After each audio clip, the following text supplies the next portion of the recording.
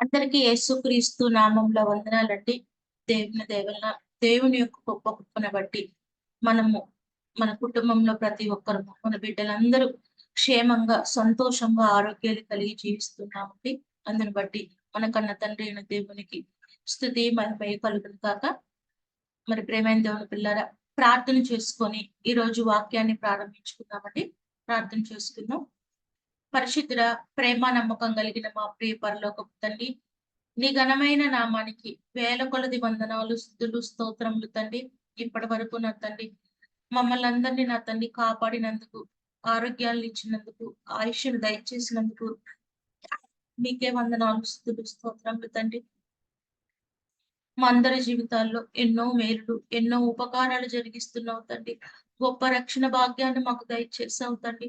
దినదినము నీ మాటలతో మమ్మల్ని బలపరుస్తున్నావు తండ్రి. అందును బట్టి మీకే వందనాలు, స్తుతులు, స్తోత్రములు తండ్రి. ఈ మాటలు వింటున్న ప్రతి బిడ్డని జ్ఞాపకం చేసుకోండి తండ్రి. ప్రతి కుటుంబాన్ని జ్ఞాపకం చేసుకోమని పేరు పేరున నా తండ్రి జ్ఞాపకం చేసుకోండి తండ్రి. బిడ్డల్లో తండ్రి ప్రతి అవసరతలో సహాయం దయచేయండి తండ్రి. చేస్తున్న ప్రతి ప్రార్థనకి నా తండ్రి సమాధానం దయచేయమని వేడుకుంటున్నాం తండ్రి. ఆత్మీయంగా ఎదగటానికి నా తండ్రి సహాయం దయచేయండి తండ్రి. నీలో నా తండ్రి దినదినము అభివృద్ధి చెందటానికి మీ కృపను తోడుగా ఉంచమని వేడుకుంటున్నాం తండ్రి. నా తండ్రి బిడ్డలకు నా తండ్రి ఆర్థిక పరమైన ఇబ్బందుల నుంచి విడుదల దయచేయండి తండ్రి. ఆరోగ్యాలు దయచేయండి, క్షేమాలు దయచేయండి తండ్రి. ఉద్యోగాల్లో, వ్యాపారాల్లో ప్రతి ఒక్కరికి మీ కృపను సహాయం దయచేయమని వేడుకుంటున్నాం తండ్రి. అలాగే ఇప్పుడు ఏ మాటలైతే అవసరమో నా తండ్రి, ఆ మాటలను మాతో మాట్లాడమని వేడుకొనుచున్నాం తండ్రి.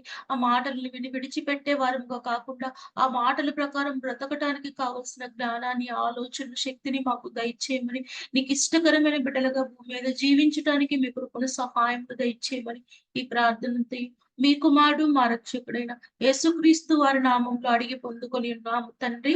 ఆమేన్. మంచిదండి. ప్రేమైన దేవుని పిల్లలారా, మరి బైబిల్ గ్రంథంలో ఉన్న ఒక వాక్యాన్ని చదువుకొని కొద్ది నిమిషాలు దేవుని మాటలను ధ్యానం చేసుకుందామండి. మరి ముందుగా మనం చూసుకున్నట్లయితే మత్తయి సువార్త 19వ అధ్యాయము 16వ వచనాన్ని ఒకసారి చదువుకుందామండి. మత్తయి సువార్త 19వ అధ్యాయము 16వ వచనాన్ని ఒకసారి చదువుకొని ఆ వాక్యాన్ని ధ్యానం చేసుకుందామండి కొద్ది నిమిషాలు. ఒకసారి చూసుకున్నట్లయితే మత్తయి సువార్త 19వ అధ్యాయము 16వ వచనం. ఇదిగో ఒకడు ఆయన యొద్దకు వచ్చి, బోధకుడా, నిత్య జీవము పొందుటకు నేను ఏ మంచి కార్యము చేయవలెనని ఆయనను అడిగాను. ఇక్కడ జాగ్రత్తగా గనుక గమనించినట్లయితే ప్రేమైన దేవుని పిల్లారా, ఒక వ్యక్తి వచ్చి యేసుక్రీస్తు వారిని ఒక ప్రశ్న అడిగినట్లు మనకక్కడ కనపడుతుంది. తనకి తెలియని సమాధానం కోసం అంటే ఒక ప్రశ్న గురించి దాని యొక్క సమాధానం తనకు తెలియదు గనుక మరి యేసుక్రీస్తు వారి దగ్గరకొచ్చి ఆ ప్రశ్నకు సమాధానాన్ని ఆయన అడిగినట్లు మనకక్కడ కనపడుతుంది ప్రేమైన దేవుని పిల్లారా. మరి జాగ్రత్తగా గనుక మనం గమనించినట్లయితే అతను అడిగిన ప్రశ్న ఏంటో మనందరం చాలా సార్లు ఆ వాక్యాన్ని మనం చదువుకొని ఉన్నామండి. నిత్య జీవాన్ని పొందటానికి ఏ మంచి కార్యాలు చేయాలని చెప్పి అతను యేసుక్రీస్తు వారిని ప్రశ్న అడిగినట్లు మనకక్కడ కనపడుతుంది ప్రేమైన దేవుని పిల్లారా. మరి జాగ్రత్తగా ఆలోచించినట్లయితే నిజంగా ఈ వ్యక్తి ఆ ప్రశ్న అడగటము చాలా మంచి విషయం ప్రేమైన దేవుని పిల్లారా. అటువంటి ఆలోచన అతనికి రావటం కూడా అతనికి చాలా మంచి విషయమే. నిజంగా గనుక మనం ఆలోచించినట్లయితే ఆ వ్యక్తియే కాదు, మనము కూడా మనల్ని మనము ప్రశ్నించుకోవాల్సిన విషయం అది. ఆ ప్రశ్న మనం ప్రశ్నించుకున్న ఆ ప్రశ్నకు దేవుని దగ్గర సమాధానం వెతకవలసిన అవసరత మనకు కూడా ఉంది ప్రేమైన దేవుని పిల్లగా. ఎందుకంటే ప్రేమైన దేవుని పిల్లలారా, మనం క్రైస్తవులమైన మనం బాప్తిస్మం తీసుకొని దినదినము మరి దేవుని మాటలు వింటూ, బైబిల్ చదువుకుంటూ, ప్రార్థనకు వెళుతూ అనేక శోధనలొచ్చినప్పుడు ఆ శోధనల నుంచి మనల్ని విడిపించమని చెప్పి దేవునికి ప్రార్థిస్తూ ఉంటాము. ఎన్నో ఇబ్బందులొచ్చినా, ఇరుకులొచ్చినా ఒకవేళ మనం పడిపోతామేమో అని చెప్పి మరి బలాన్ని, శక్తిని దయచేయమని చెప్పి దేవుడి సన్నిధిలో ప్రార్థన చేస్తూ మనం ఆత్మీయంగా ముందుకు వెళ్ళాలని చెప్పి ప్రయత్నిస్తూ ముందుకి వెళుతూ ఉంటాం ప్రేమేందో పిల్లారా. ఇవన్నీ జరిగించడానికి ఒకే ఒక ముఖ్య కారణం ఉంది. ఏంటంటే మనకున్న మన యొక్క గమ్యము. మనకున్న గమ్యమే ఇవన్నీ జరిగించడానికి ముఖ్య కారణం ప్రేమైన దేవుని పిల్లారా. ఇవన్నీ మన జీవితంలో మనం జరిగిస్తున్నామంటే మనం అనుకున్న ఆ గమ్యానికి మనం చేరుకోవాలి కాబట్టి మనం ఇవన్నీ జరిగిస్తూ ఉన్నాం ప్రేమైన దేవుని పిల్లారా. ఆ గమ్యం ఏమిటో మనందరికీ తెలిసిందే. అదే నిత్య జీవం అనే గమ్యము. ఆ నిత్య జీవం అనే గమ్యానికి మనం చేరుకోవాలి కాబట్టి ఎన్ని అడ్డంకులొచ్చినా వాటిని ఎలా ఎదుర్కోలేకపోయినా సరే వాటిని ఎలాగైనా ఎదుర్కోవాలన్న ఆలోచన కలిగి దేవుణ్ణి సహాయం కోరుతూ, దేవుని సన్నిధిలో ప్రార్థిస్తూ ముందుకు వెళుతూ ఉంటాం. ఆ గమ్యాన్ని మనము చేరుకోవాలని ప్రియమైన దేవుని పిల్లగా. మరి ఆ గమ్యానికి సంబంధించిన ప్రశ్న ఇక్కడ మనకి కనపడుతుంది. నిత్య జీవాన్ని పొందుకోవాలంటే ఏ మంచి కార్యాలు చేయాలని చెప్పి ఒక వ్యక్తి యేసుక్రీస్తు వారిని ప్రశ్న వేసుకున్నట్లు మనకిక్కడ కనపడుతుంది ప్రియమైన దేవుని బిడ్డలారా. మరి నిజంగా ఇంతగా మన జీవితంలో మనం ప్రయత్నిస్తాం. మనము కూడా ఆ ప్రశ్న వేసుకోవాల్సిన అవసరము ఎంతైనా ఉంది ప్రియమైన దేవుని బిడ్డలారా. ఎందుకు ఆ ప్రశ్న వేసుకోవాల్సిన అవసరం మనకి ఉంది అంటే, ఆ ప్రశ్నలో మనకొక ఆశ ఉంది. మన జీవితానికి సంబంధించిన గమ్యం ఆ ప్రశ్నలో దాగి ఉంది. అదే నిత్య జీవము. మన ఆశ, మన గమ్యము ఆ ప్రశ్నలో దాగి ఉంది కనుకనే ఆ వ్యక్తే కాదు, మనము కూడా ఆ ప్రశ్న గురించి ఆలోచించుకొనిసుకోవాల్సిన అవసరము, దేవుని దగ్గర దానికి సమాధానం వెతకవలసిన అవసరము ఎంతైనా ఉంది ప్రియమైన దేవుని పిల్లరా. కాబట్టి ఈ సందర్భాన్ని బట్టి ఆ వ్యక్తికి ఆ ప్రశ్న అడగాలని ఆలోచన రావటము అతనికి మంచిదే. ఆ ప్రశ్న గురించి సమాధానం వెతకవలసిన అవసరం మనకి చాలా అవసరం ఉంది ప్రేమైన దేవుని పిల్లారా. ఇంకా దాని గురించి ఇంకా జాగ్రత్తగా ఆలోచించినట్లయితే ఆ వ్యక్తి ఒక మాట అక్కడ మాట్లాడుతున్నాడు. నిత్య జీవం పొందాలంటే అతను ఏమని అడుగుతున్నాడు? ఏ మంచి కార్యాలు చేయాలని చెప్పి అతను అడుగుతున్నాడు. ఏం చేయాలని చెప్పి అతను అడగలేదండి. ఏ మంచి కార్యాలు చేయాలని చెప్పి అతను అడుగుతున్నట్లు మనకక్కడ కనపడుతుంది ప్రేమైన దేవుని పిల్లారా. నిజంగా నిత్య జీవం పొందాలంటే మంచి కార్యాలు జరిగిస్తే సరిపోతుందా అన్న ఆలోచనని మనం గనక జ్ఞాపకం చేసుకున్నట్లయితే ప్రేమైన దేవుని పిల్లారా, కేవలం మంచి కార్యాలు జరిగించడం ద్వారా మనము నిత్య జీవాన్ని పొందలేము. రక్షణ భాగ్యం పొందడంతో పాటు దేవుని ఆజ్ఞలు నెరవేరిస్తే మనం నిత్య జీవాన్ని పొందగలమనే విషయం మనకి కింద సందర్భాన్ని చదివినప్పుడు మనకి అర్థమవుతుంది ప్రియమైన దేవుని బిడ్డలారా. ఆ వ్యక్తి అడిగింది మాత్రం నేను ఏ మంచి కార్యాలు జరిగించాలని చెప్పి వ్యక్తి యేసుక్రీస్తు వారిని అడిగినట్లు మనకి కనపడుతుంది. మరి అతను అడిగిన ప్రశ్ననే మనము కూడా వేసుకోవాలి అనుకున్నాం కాబట్టి, మనం కూడా అతనిలాగే మంచి కార్యాలు ఏం జరిగిస్తే నేను నిత్య జీవానికి వెళతానని చెప్పే ఆలోచన మనము కలిగి ఉండకూడదు ప్రియమైన దేవుని పిల్లారా. ఎందుకంటే మంచి కార్యాలు జరిగించాలి. మంచిదే. కానీ కేవలం మంచి కార్యాలు జరిగించడం ద్వారా మనం నిత్య జీవానికి వెళ్ళే అవకాశం అనేది ఉండదు ప్రియమైన దేవుని పిల్లారా. మొట్టమొదటిగా మనము రక్షణ భాగ్యాన్ని కలిగి ఉండాలి. నిత్య జీవం పొందాలంటే తరువాత మనం చేయవలసింది ఏంటంటే దేవుడు మనకిచ్చిన ఆజ్ఞలను పాటించినప్పుడు మాత్రమే మనం నిత్య జీవానికి వెళ్ళే అవకాశం ఉంటుందన్న విషయాన్ని మనం ఖచ్చితంగా తెలుసుకోవాలి ప్రియమైన దేవుని పిల్లారా. ఇక్కడ ఇంకో విషయాన్ని మనం జ్ఞాపకం చేసుకున్నట్లయితే ఆజ్ఞలు అనగానే మనకి వెంటనే గుర్తొచ్చే విషయం ఏంటంటే, వెంటనే మనం పాత నిబంధనలోకి వెళ్ళిపోతాము. 10 ఆజ్ఞలు జ్ఞాపకం చేసేసుకొని, ఆ ఆజ్ఞలను పాటించాలన్న ఆలోచన మనకి వచ్చేస్తుంది ప్రియమైన దేవులారా. కానీ జాగ్రత్తగా మనం ఆలోచించినట్లయితే, దేవుడు ఆ 10 ఆజ్ఞలు ఇచ్చింది ఇశ్రాయేలీయులకి ప్రియమైన దేవులారా. కానీ మనం నెరవేర్చవలసిన ఆజ్ఞలేమిటో మనకి కొత్త నిబంధనలో దేవుడు మనకి తెలియచేశాడు. అనేక సార్లు మన వాక్యాన్ని చదువుకొని ఉన్నాం. మరొకసారి వాక్యాన్ని మనం జ్ఞాపకం చేసుకున్నట్లయితే దేవుడు కొత్త నిబంధన ప్రకారం మనకి ఎన్ని ఆజ్ఞలు దయచేశాడండి? రెండు ఆజ్ఞలు దేవుడు మనకి దయచేశాడు. మరి పరలోకమందున మన కన్న తండ్రి దేవుని పూర్ణ హృదయంతో, పూర్ణ ఆత్మతో, పూర్ణ వివేకంతో ఆయన మనం ఏం చేయాలంటే మనం ఆయన్ని ప్రేమించేవారుగా ఉండాలి. రెండవ ఆజ్ఞ నిన్ను వలె నీ పొరుగు వారిని ప్రేమించాలని చెప్పి ఈ 2 ఆజ్ఞలు మనకి దేవుడు తెలియచేసినట్లు కనపడుతుంది ప్రేమైన దేవుని పిల్లారా. కాబట్టి రక్షణ భాగ్యం పొందిన తర్వాత ఆ 2 ఆజ్ఞలను మనం పాటించినట్లయితే నిజంగా మనం నిత్య జీవాన్ని పొందటానికి ఏం చేయాలన్న ప్రశ్నకి మనకి సమాధానం అనేది దొరికినట్లే ప్రేమైన దేవుని పిల్లారా.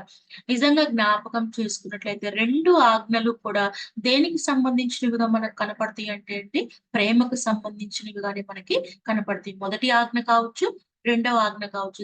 మొదటి ఆజ్ఞ దేవుణ్ణి ప్రేమించాలని చెప్పి, రెండవ ఆజ్ఞ సహోదరుని ప్రేమించాలని చెప్పి 2 ఆజ్ఞలు మనకి ప్రేమకు సంబంధించినవిగానే మనకి కనపడుతూ ఉంటాయి. ఎందుకంటే దేవుడు ప్రేమామయుడు. ఆయన మన కోసము ఆయన అద్వితీయ కుమారుడిని మరి ఈ లోకానికి పంపించినట్లు మనకి కనపడుతుంది కనుక ఆయన మనకిచ్చిన ఆజ్ఞలు కూడా దేనితో కూడుకొని ఉన్నాయండి? ప్రేమతోనే కూడుకొని ఉన్నవి. మనము కూడా ఆయన ఎటువంటి మరి ప్రేమను మన ఎడల కనపరచాలో అటువంటి ప్రేమ తత్వం, అటువంటి ప్రేమ స్వరూపం మనము కూడా ఆయన కలిగి ఉండాలని ఆయన కోరుకుంటున్నాడు కనుకనే ఆ 2 ఆజ్ఞలను మనకి దేవుడు దయచేయడం అనేది జరిగింది ప్రేమైన దేవుని పిల్లరా.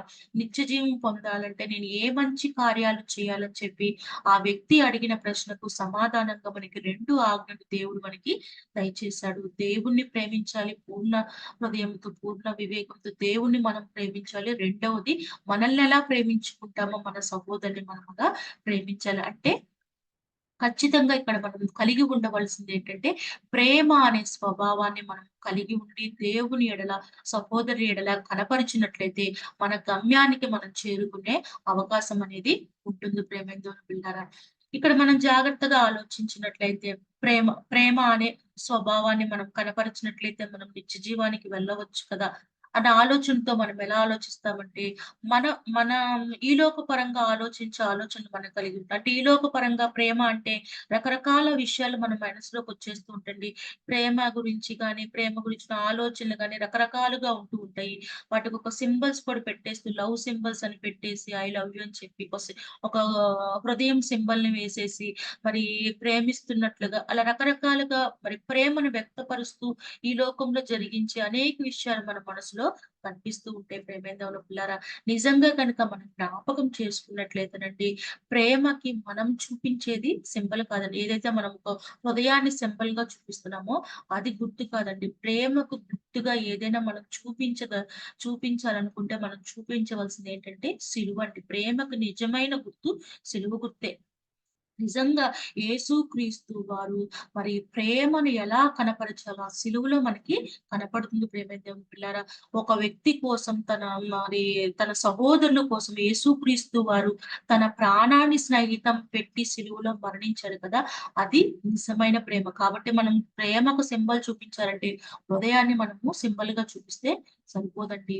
నిజమైన సింబల్ ఏదంటే అది మనము సిలువ గుర్తే చూపించొచ్చండి.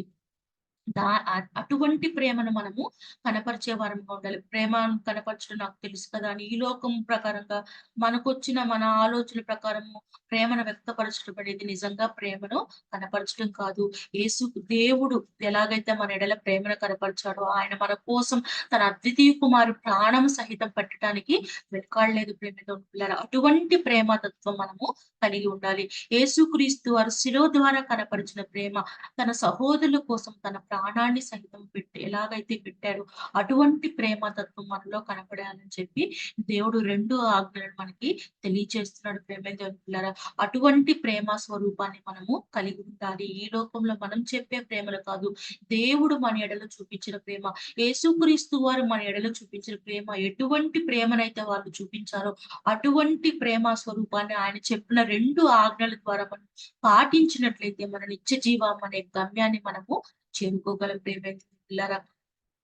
ఇంకా జాగ్రత్తగా గమనించుకున్నట్లయితే ఇదే 19వ అధ్యాయంలో కిందకు చదువుకున్నట్లయితే ప్రియమైన పిల్లారా 19వ అధ్యాయం 16వ వచనంలో మరి కిందకు చదువుకున్నప్పుడు మరి ఆ వ్యక్తి అడిగినప్పుడు మరి యేసుక్రీస్తు వారు చెప్పిన సమాధానం కూడా మనం చూడాలి గనుక కిందకి చదువుకున్నట్లయితే ఒకసారి ఇదిగో ఒకడు ఆయన యొద్దకు వచ్చి బోధకుడా నిత్య జీవం పొందుటకు నేను ఏ మంచి కార్యం చేయవలనని ఆయన్ను అడిగెను. అందుకాయన మంచి కార్యమును గూర్చి నన్నెందుకు అడుగుచున్నావు? మంచివాడొక్కడే. నీవు జీవంలో ప్రవేశింప కోరిన యెడల ఆజ్ఞలను గైకొనమని చెప్పాను. అతడు ఏ ఆజ్ఞలని ఆయన్ని మనం మాట్లాడుకున్నట్టు మరి యేసుక్రీస్తు వారు మంచి కార్యములు ఎందుకో అడుగుతున్నామని చెప్పి, మరి నిత్య జీవం పొందాలంటే ఏం చేయాలని చెప్తున్నాడు? ఆజ్ఞలను గైకొనాలని చెప్పి యేసుక్రీస్తు వారు తెలియజేస్తున్నారు. అంటే మంచి కార్యములు చేసినంత మాత్రాన మనం పరలోక రాజ్యాన్ని, నిత్య జీవాన్ని పొందలేము కానీ, వాటితో పాటు మనం పాటించవలసిన ముఖ్యమైనవి ఏమిటంటే ఆజ్ఞలు. ఆ ఆజ్ఞలని చెప్పి మరి ఆయన యేసుక్రీస్తు వారిని అడిగినప్పుడు యేసుక్రీస్తు వారు మాట్లాడుతూ నరహత్య చేయవద్దు, వ్యభిచరింపవద్దు, దొంగిల్లవద్దు, అబద్ధ సాక్ష్యం పలుకవద్దు, తల్లిదండ్రులను సన్మానింపము, నిన్ను వలె నీ పొరుగు వారిని ప్రేమింపవలనను అన్నవి.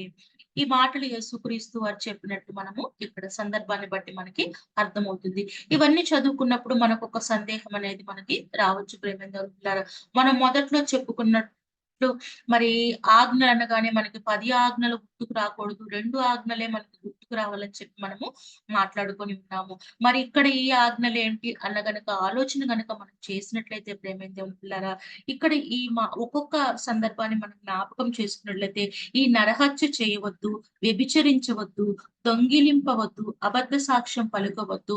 ఇవి పాత నిబంధనలో ఉన్న ఆజ్ఞలను కోరినట్లుగానే ఉంటాయి కానీ, వాటి అర్థాన్ని గనుక మనం వివరంగా ఆలోచించినట్లయితే వాటికి, వీటికి సంబంధం అనేది మనకి కనపడదు ప్రేమైన దేవుని పిల్లారా. పాత నిబంధన గ్రంథంలో జ్ఞాపకం చేసుకున్నట్లయితే 10 ఆజ్ఞలు నరహత్య చేయవద్దు అంటే అర్థం ఒక వ్యక్తిని మనము చంపకూడదని అర్థం. వ్యభిచరించవద్దంటే ఒక వ్యక్తితో మనము శారీరక సంబంధాన్ని పెట్టుకోకూడదని అర్థం ఉన్నట్టు వాటి ద్వారా మనకి అర్థమవుతుంది. కానీ ఇక్కడ యేసుక్రీస్తు వారు పలికిన ఆ మాటలలో అర్థం అనేది అలాగ కనపడుతూ ప్రేమేంద్రులలో ఒక్కసారి గనక మనం వాటిని ధ్యానించుకున్నట్లయితే మొట్టమొదటిది నరహత్య చేయవద్దు. నరహత్య చేయవద్దంటే అర్థం ఏంటంటే మనము నేను హత్య చేయట్లేదు కదా! నేను ఎవరిని హత్య చేయట్లేదు కాబట్టి నేను నరహత్య చెయ్యట్లేదు. ఆ పాపం నేను జరిగించట్లేదు. ఆ ఆజ్ఞని నేను పాటించేస్తున్నానని చెప్పి మనము మాట్లాడుకుంటాం ప్రేమేంద్ర పిల్లరా. కానీ ఇక్కడ యేసుక్రీస్తు వారు చెప్పిన ఆ మాటకు గనక మన ఈ అర్థాన్ని గనక జాగ్రత్తగా గమనించినట్లయితే ప్రేమేంద్ర పిల్లలు ఒక్కసారి చూద్దామండి. యోహాను రాసిన మొదటి పత్రిక, యోహాను రాసిన మొదటి పత్రిక 3వ అధ్యాయము, 15వ వచనం. 3వ అధ్యాయము 15వ వచనం. మొదటి యోహాను పత్రిక 3వ అధ్యాయము 15వ వచనం. తన సహోదరుని ద్వేషించువాడు నరహంతకుడు. ఏ నరహంతకుని యందును నిత్య జీవం ఉండదని మీరు ఎరుగుదురు. ఇక్కడ ఖచ్చితంగా చక్కగా దేవుడు మనకి మాటని తెలియజేస్తున్నాడండి.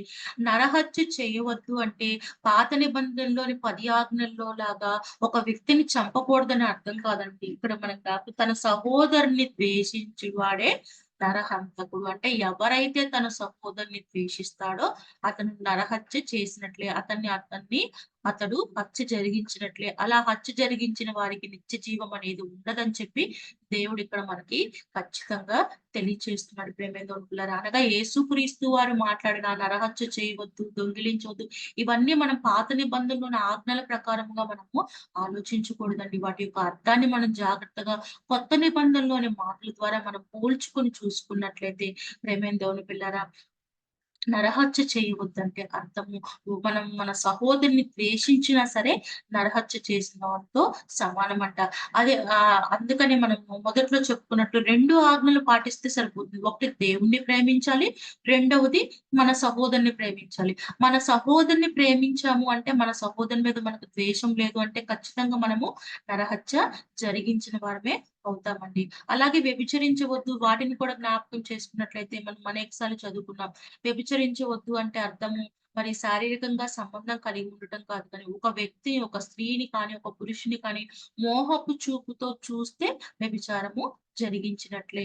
అలా ఒక్కొక్క దానికి అర్థం మనం జ్ఞాపకం చేసుకుని మరి దాని ప్రకారం గనక మనం ఆలోచించినట్లయితే ప్రేమేంద్రుని పిల్లారా, ఆ 2 ఆజ్ఞలను మనం జాగ్రత్తగా ఖచ్చితంగా పాటించినట్లయితే వీటన్నిటిని పాటించటానికి మనము సిద్ధంగా ఉంటాము. మన రెండో ఆజ్ఞ నిన్ను వలె నీ పొరుగు వాడిని పాటించామంటే మనం నరహత్య జరిగించము, వ్యభిచరించము, దొంగిలించము ఇవేమి మనము జరిగించము ప్రియమైన దేవుని పిల్లారా. కాబట్టి వాటిని జ్ఞాపకం చేసుకుని దేవుడు మనకు తెలియచేసినట్టు ఆజ్ఞలను గైకొన్నట్లయితే ఆ వ్యక్తి అడిగిన ప్రశ్నకు సమాధానం అనేది మనకి దొరుకుతుంది ప్రియమైన దేవుని పిల్లారా. ఏ మంచి కార్యాలు జరిగించాలని అతను అడిగాడు. మంచి కార్యాలు కాదు కానీ ఆ మంచి కార్యాలు జరిగించకూడదని కాదు కానీ దానికన్నా ముఖ్యమైనది ఆజ్ఞలను గైకొనాలి. నరహత్య చేయకూడదు, దొంగిలించకూడదు, వ్యభిచరించకూడదు. వీటన్నిటికి కలిపి ముఖ్యమైనవి 2 ఆజ్ఞలుగా దేవుడు మనకు తెలియజేసినట్లు మనం దేవుణ్ణి ప్రేమించాలి. మన వలె మన సహోదరుని ప్రేమించే వారముగా ఉండాలి ప్రేమేంద్ర పిల్లరా. అట్టి ఆజ్ఞలను గనక మనము గైకొనినట్లయితే నిత్య జీవాన్ని పొందే వారముగా ఉంటాము. ఒకవేళ వాటిని ఆజ్ఞలను మనం గైకొనకపోతే ఎలా ఉంటాము? ఒక మాట చూసుకొని మనం ముగించుకుందామండి.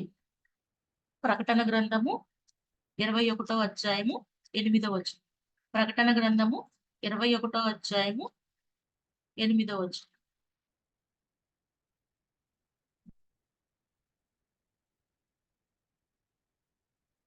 పిరికి వారును, అవిశ్వాసులను, అసహ్యులను, నరహంతకులను, వ్యభిచారులను, మాంత్రికులను, విగ్రహారాధికులను, అబద్ధికులను అందరును అగ్నిగంధకములతో మండు గుండములో పాలు పొందురు. ఇది రెండవ మరణము. మరి దేవుడు మనకు తెలియచేసినట్టు ఆ ఆజ్ఞలను గైకొని వాటిని పాటించినట్లయితే మనము ఎదురు చూస్తున్న ఆ గమ్యానికి, ఆ నిత్య జీవం అనే గమ్యాన్ని మనం పొందే అవకాశం అనేది ఉంటుంది ప్రియమైన దేవుని పిల్లారా. ఒకవేళ గనక వాటిని మనం పాటించకపోయినట్లయితే మనము రెండవ మరణం మరి నిత్య నరకానికి వెళ్ళవలసిన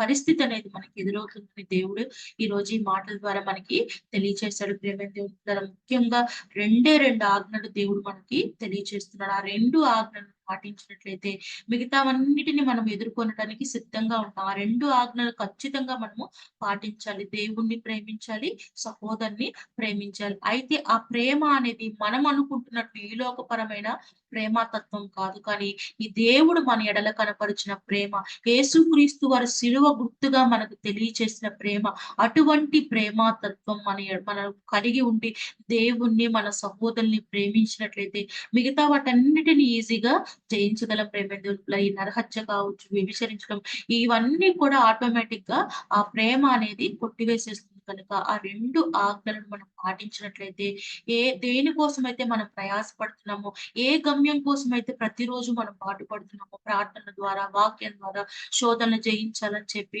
ఎన్నో ఇబ్బందుల్లో వచ్చినప్పుడు కూడా పడిపోకుండా చెప్పి ఎంత ప్రయత్నం ఎందుకు చేస్తున్నామంటే ఆ గమ్యాన్ని చేరుకోవటానికి. ఆ గమ్యాన్ని చేరుకోవటానికి కావాల్సిన ఆ 2 ఆజ్ఞలను పాటించి మరి నిత్య జీవాన్ని పొందే వారముగా ప్రతి ఒక్కరం ఉండాలని ప్రేమతో కోరుకుంటూ ఈ మాటలు ముగిస్తున్నానండి.